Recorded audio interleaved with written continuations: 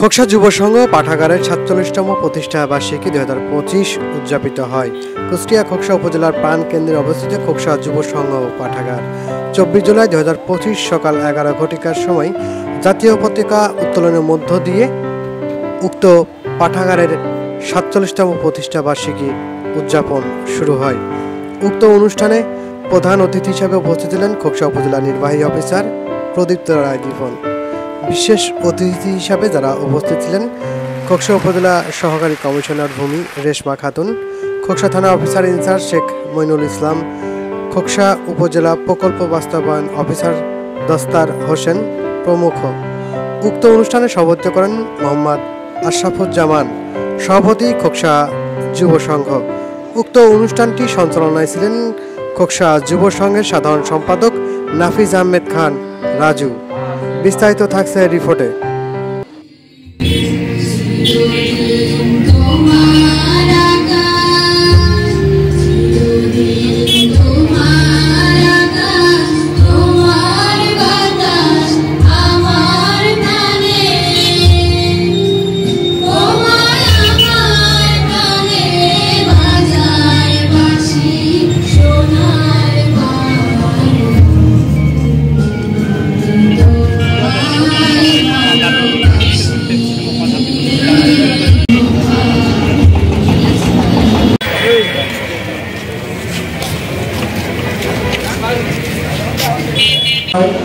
আমাদের খোকসা সভাপতি পতাকা উত্তোলন করেছে। আমি এবার রিপন সাহেব আমাদের মাঝে উপস্থিত আছেন খোকসা পৌরসভা ভারপ্রাপ্ত পৌর প্রশাসক এবং এসিল্যান্ড জনাব রেশমা খাতুন। আমাদের মাঝে উপস্থিত আছেন আসন গ্রহণ করেছেন খোকসা সর্বোচ্চভাবে দিন রাত পরিশ্রম করে ঠিক রাখার সর্বোচ্চটুকু চেষ্টা করেছে এবং সুযোগ সাধারণ সম্পাদক জনাব রিয়াদ হাসান মন্টু ভাই। এই প্রতিষ্ঠাকালীন সময় যার কথা না বললেই না, খোকসা উদীয়মান তরুণরা যখন খোকসা হকি, ফুটবল, ক্রিকেট যখন একটা ভালো পর্যায়ে খোকসা অবস্থান করছে, খোকসা সেখান থেকে যে একটা সুন্দর খোকসা পাইলট হাই স্কুলের ক্রীড়া শিক্ষক, সাবেক সভাপতি খোকসা যুব সংঘের প্রতিষ্ঠাকালীন সভাপতি শেখ মোহাম্মদ মুজিবুর রহমানের আত্মার মাগফিরাত কামনা করছি, যার কথা না বললেই না।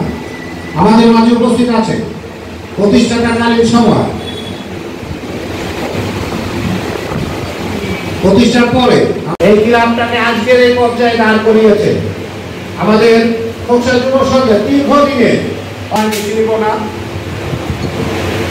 তেলাওয়াত করবে খোকসা সরকারি কলেজে সম্মানিত প্রভাষক জনাব নজরুল ইসলাম ভাইকে পবিত্র কোরআন থেকে তেলাওয়াত করার জন্য বিশেষভাবে অনুরোধ করছি।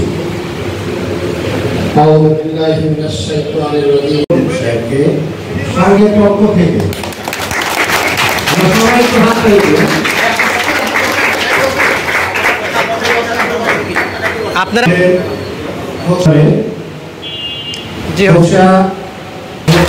সাধারণ সম্পাদক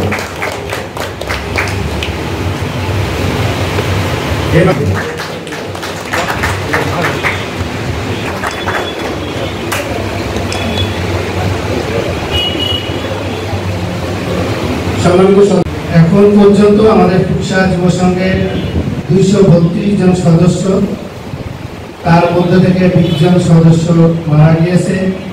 আমরা মারা যাওয়া এই সম্মানিত সকল সদস্যকে খোকসা যুব সংঘের পক্ষ থেকে শ্রদ্ধা জানাই। আর কয়েকদিন আগে ঘটে যাওয়া মাইলস্টোন স্কুল অ্যান্ড কলেজে যে নির্মম দুর্ঘটনা, বিমান দুর্ঘটনা, সেখানে যারা মারা গিয়েছে তাদের আত্মার মাগফিরাত কামনা করছি। আলিপুর রহমান জয় সাহেবের নেতৃত্বে আবারপুরা সেক্রেটারি ক্লাবের নেতৃত্বে এবং খোকসা মাঠে খেলে গেছে। আমরা খোকসা মাঠকে যে করুণ দশায় অবস্থান করছে সেখান থেকে কিছুটা বেরিয়ে আসার জন্য আমরা বিগত দিনে একটা ক্রিকেট টুর্নামেন্ট এখানে করেছি। বাসার একাডেমি অর্থাৎ আবুল বাসার সুমনের নামে যে বাসার একাডেমি, সেই একাডেমি চ্যাম্পিয়ন হয়েছে। আমরা প্রাইজ মানি 60,000 টাকা দিয়েছিলাম। অনেক কিছু ইতিহাস জানেন, ইতিহাসটা একটু জানা দরকার। আর আমি একটু হয়তো বা কারোর খারাপ লাগতে পারে, লাগলেও আমি ক্ষমা চেয়ে নিচ্ছি, আর একটু সময় দেব। আমার মনে পড়ে যতদূর যে 4 জন আমরা এই ক্লাবটা ইয়ে করি, মানে চিন্তাভাবনা করি, তার মধ্যে আমি একজন ছিলাম। আমি তখন প্রথম ক্লাস 9। প্রথম অবস্থায় ক্লাবটা ছিল হচ্ছে এই পাশে এগ্রিকালচারের ঘর ছিল, ওই ঘরের মধ্যে আমরা লিখে একটা ক্লাব প্রতিষ্ঠা করেছিলাম। তারপরে আমরা এখানে আমরা আসি আমরা টালির বেড়া এবং এই কাঁচা টালির ছাউনি এবং কাঁচা বেড়াটা দিয়ে এখানে আমরা দাঁড় করে একটা ক্লাব। তারপর পরই উপজেলা হয়। উপজেলায় যে থানা ভারপ্রাপ্ত কর্মকর্তা ছিলেন মুজিবুর রহমান, উনি খুব উদারমনের করছিলেন। উনি একসময় কোর্টে চাকরি করতেন, উনি এই থানায় আসেন। তারপরে ছিলেন ইউনিয়ন হিসেবে দায়িত্ব ছিলেন আব্দুল রাজ্জাক সাহেব প্রথম।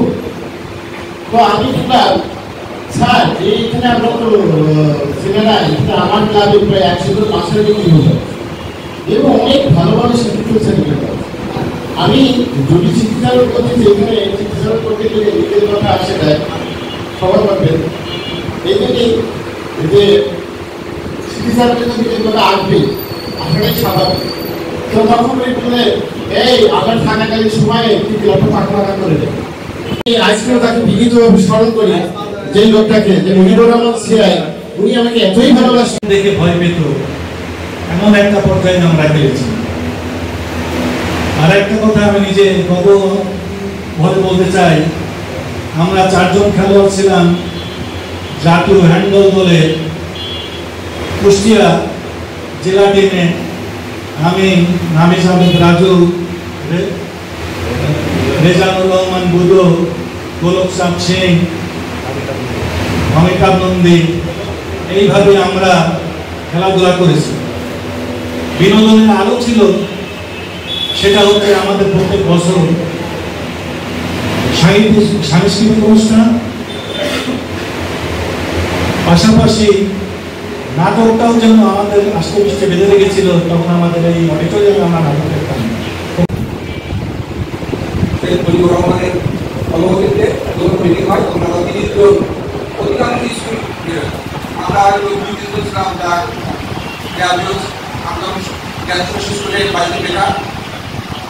প্রথম যখন এই কমিটি হয় তৎকালীন সমস্যা বিচার আত্মমন্ত্রী এবং সদস্যরা 2 প্রধানে আমাদের প্রথম কমিটি হয় ওখানে, এখন পশু কমিটি। তাতে আমি সেক্রেটারি ছিলাম, স্যার সভাপতি ছিলেন, আর আক্তার নামে আমাদের বন্ধু ছিল, অধ্যক্ষ সম্পাদক ছিল। এভাবে কমিটি মিলে চালু হয়। প্রথম ক্লাবের হয়তো তারা সদস্য জানেন না, প্রথম শুরু হয় পিছনে যে ইঞ্জিন গোডাউন, এগ্রিকালচারের একটা রুমে ওটা পরিচালক ছিল, এটা ইঞ্জিন দেখা হইতো, ওইটা আমরা পরিষ্কার করি, ওইখানে আমাদের প্রথম যাত্রা শুরু হয়। প্রথম থেকে আমরা যেটা চিন্তা করি যে তৈরি, সেই সময়টা কিন্তু সবাই যে সকলের বুদ্ধিমত্তা দিয়ে এটাকে এগিয়ে নিয়ে যাওয়ার অবস্থায় থাকে তা কিন্তু না। আস্তে আস্তে করে কিন্তু আমরা এটার সাথে যুক্ত হই, সামনের দিকে অগ্রসর হয়ে থাকি। তো এটাতে মেইন জিনিস হচ্ছে চেষ্টা করি আমরা সবাই যে অনেক কিছু করবো, অনেক কিছু করার কিন্তু চেষ্টা করি, কিন্তু হয়তো যে বাধা বিপত্তির কিন্তু অভাব থাকে না। আমরা ইচ্ছা করি যে নতুন করে সাজাবো, এটা হবে ওটা হবে, কিন্তু দেখা যায় যে যখনই আমরা শুরু করি পিছন থেকে আস্তে আস্তে লোক হারিয়ে যায়। এটা কিন্তু বাস্তবতা। তো এটা যে আজকে 47 বছর পার হওয়ার পরে প্রতিষ্ঠা বার্ষিক হচ্ছে, এখানে কিন্তু আমরা সেই সময় কিন্তু অনেক মুখ দেখতেছি। এটা কিন্তু একটা বড় পাওয়া, এটা কিন্তু সব জায়গায় আমরা পাই না। দেখা যায় যে নতুন প্রজন্ম চলে আসছে, কিন্তু এখানে আজকে যে উপস্থিতি, এখানে কিন্তু আমরা সেই সময়কার যে সভাপতি ছিলেন বা সেক্রেটারির মধ্যে ছিলেন বা অর্থ সম্পাদক ছিলেন, তাদের বয়সের কথা চিন্তা করে তাদের ছেলে মেয়েদেরও কিন্তু বিয়ে শাদী হয়ে কিন্তু অনেক সময় পেরিয়ে গেছে, কিন্তু তারা কিন্তু আজকে এখানে উপস্থিত আছে। এইটাই কিন্তু একটা সংগঠনের সবচেয়ে বড় পাওয়া আমি মনে করি, কারণ এটা কিন্তু বর্তমান জেনারেশনে কিন্তু খুঁজে পাওয়া যাবে না। আমরা এখানে যে উপস্থিত হয়েছি, আমি এখানে জয়েন করার পরে বিভিন্ন সময় বিভিন্ন ইউনিয়ন পর্যায়ে আমরা কথা বলছি যে এখানে কোনো ধরনের এই ধরনের সংগঠন বা ক্লাব আছে কিনা, আমার চোখে পড়ে নেই। তো তারপরে আমরা এই মাঠে বসার পরে আমরা এখান থেকে রাজু ভাই আছেন এবং আরও অন্যান্য খেলোয়াড় যারা এখানে আপনাদের মাঠের সাথে রিলেটেড, আমরা আস্তে আস্তে একটা পর্যায়ে জানতে পারলাম যে এখানে একটা যুব সংঘের একটা প্রতিষ্ঠান ছিল, জনগণভাবে ছিল, অনেক সময় জায়গাটা দখল করার চেষ্টা করছে। আসলে আমাদের বাংলাদেশের প্রেক্ষাপটে এরকম হয়, যেখানে যে সরকার ক্ষমতায় থাকে, আমি কাউকে দলে দিচ্ছি না, সে যে খেলোয়াড়টা খেলছে সে ওই দলের সম্ভাবনা কি যে নামে তাকে সাইড করা। মাঝে মধ্যে আমি এই মাঠেও খেলি, মাঝে মধ্যে আমি কালীবাড়ির মাঠের সরকারটা ওখানে বিকালে যাই, আমি মাঝে মধ্যে একটু দৌড়ে মাঠে আমি দেখছি ওখানে লিওন নামে একটা ছেলে ফুটবল খেলে, ওই পছন্দের মধ্যে বাচ্চা বয়স 17-18 হলো।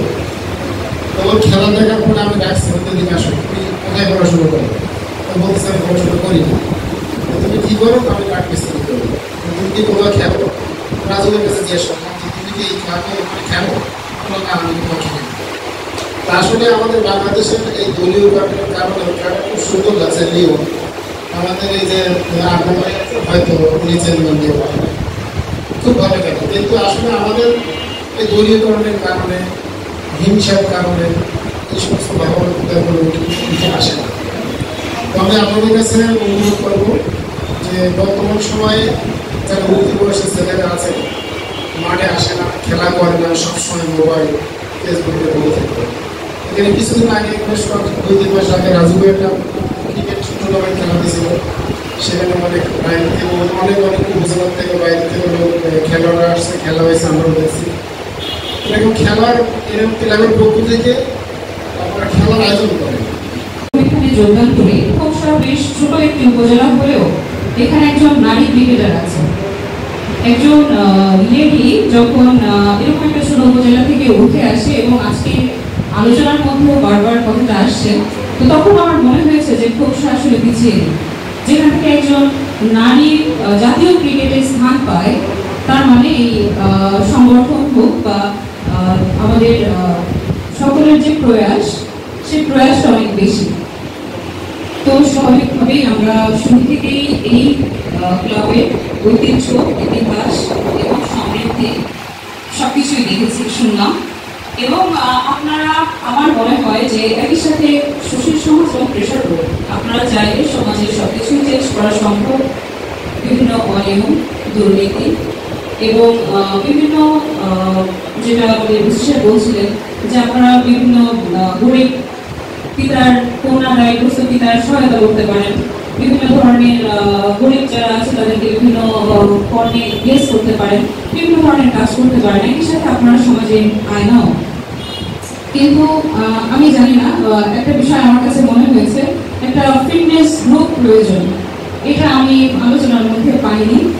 আপনাদের সামনে যাদেরকে দেখছি, এখন একসময় হয়তো আপনাদের বর্ণাঢ্য ইতিহাস ছিল, ফুটবল খেলতেন বা ক্রিকেট খেলতেন বা বিভিন্ন খেলাধুলার সাথে যুক্ত ছিলেন। এখনো কয়েকজনকে আমি দেখেছি ভালো খেলেন, কিন্তু মনে হয় যে খেলাধুলার বয়সটা একটু পেরিয়ে যাচ্ছে বা সময়ের সাথে সুযোগটা থাকে না। কিন্তু আমার মনে হয় যে ফিটনেস গ্রুপ যদি থাকে, সকালে যে এক্সারসাইজ, মর্নিং ওয়াক, বিভিন্ন ধরনের প্রোগ্রাম আপনারা করতে পারেন, যেটা আপনাদের জন্য কনসিলিয়াম হয়। যদি আমরা হয়তো যাবো, আমি এইবার পরিচালনা পর্ষদে যারা আছেন তাদেরকে একটা রিকোয়েস্ট করতে চাই, যদি আমরা চাই এই ক্লাবটিকে আবার মানে আগের মতো করে বা তার থেকেও ভালো করে চালাতে, সেই ক্ষেত্রে চলে যাবো। এইরকম বিষয় এখনো হয়তো বাচ্চাদের মধ্যে থাকবেই। তো যদি আমাদের এই ক্লাবটা সচল হয়, সেই ক্ষেত্রে আমার মনে হয় প্রত্যন্ত অঞ্চলে যারা খেলাধুলা করে তারাও একটু মানে আশা পাবে যে না, আমরাও একটা ক্লাব তৈরি করতে পারি। কিন্তু ইয়াং ছেলেদের সঙ্গে কথা বললে 2-3 জনের নাম বলে, তার মধ্যে আমাদের রাজু সাহেব আছেন, যে খেলাধুলায় যে কোনো বিষয়ে আলাপ হলে ওনার কথা শুনি যে উনি আমাদের গুরু। এদিকে খেলা, মাঠে খেলা যারা চালাচ্ছেন, আমি যে আমার ব্যাচমেট এই মুফা আছে, এদের গল্প শুনেছি, লিটন সাহেবের গল্প শুনেছি, ক্রিকেটে সুমন সাহেবের গল্প শুনেছি যে এরা ইয়াংদের মধ্যে এখনো একটু দেখভাল করেন, ওনারা প্যাট্রোনাইজ করছেন বলে হয়তো এখনো টিকে আছে, কিন্তু আমরা বোধহয় সত্যি সত্যি কোথাও একটা গিয়ে স্থবির হয়ে আছি। আমাকে তো আপনারা ইতিহাস ঐতিহ্যের গল্পই শোনালেন, কিন্তু দেখাতে পারলেন না তেমন কিছু। তো আমরা এসছি, আমরা আপনাদেরকে নিয়েই আমরা এই খোকসাবাসীকে, ইয়াং জেনারেশনকে দেখাতে চাই আপনাদের এই ক্লাবের মাধ্যমে যে যে গল্প আপনারা করেছেন সেই গল্পের পুনরাবৃত্তি করা সম্ভব। বৃষ্টিটা একটু গেলে আমরা মাঠটা তার কেটে গোলপোস্ট উঁচু করতে হবে, করে আমরা আন্তর্জেলা ফুটবল টুর্নামেন্ট ছাড়বো এই প্রত্যাশা আমরা করব। এখানে খোকসার একটি টিম থাকবে ইনশাআল্লাহ। সামনে থেকে হাতটা একটু নিচে না